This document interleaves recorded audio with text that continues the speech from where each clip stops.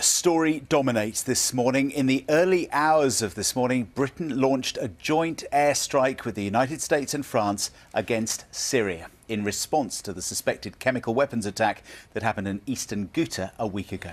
Theresa May said she hadn't taken the decision to commit British armed forces in combat lightly, but had judged it to be in the national interest.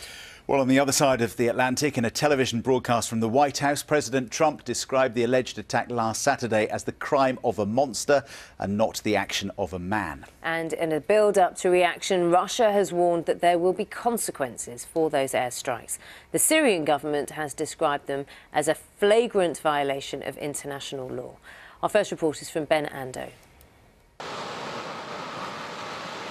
With afterburners glowing and loaded with Storm Shadow cruise missiles, 4 RAF Tornadoes take to the skies as Britain's contribution to raids launched overnight in response to Syria's alleged use of chemical weapons.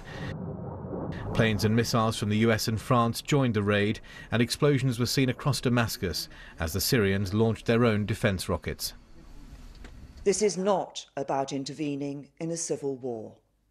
It is not about regime change. It is about a limited and targeted strike that does not further escalate tensions in the region and that does everything possible to prevent civilian casualties. The targets are said to be chemical weapons research centres on the outskirts of the Syrian capital Damascus and storage depots and a command post located about 15 miles west of Homs.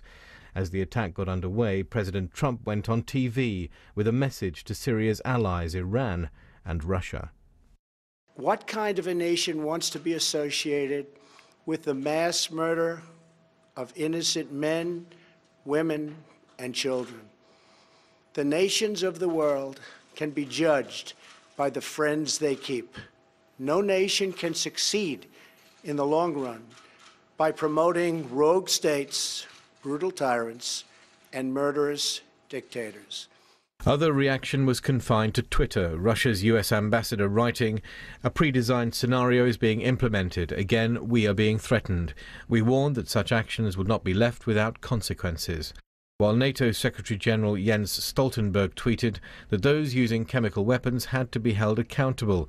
And the Foreign Secretary wrote that the world was united in disgust at the use of chemical weapons, especially against civilians.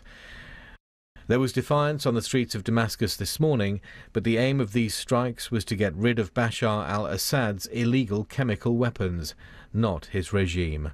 Ben Ando, BBC News.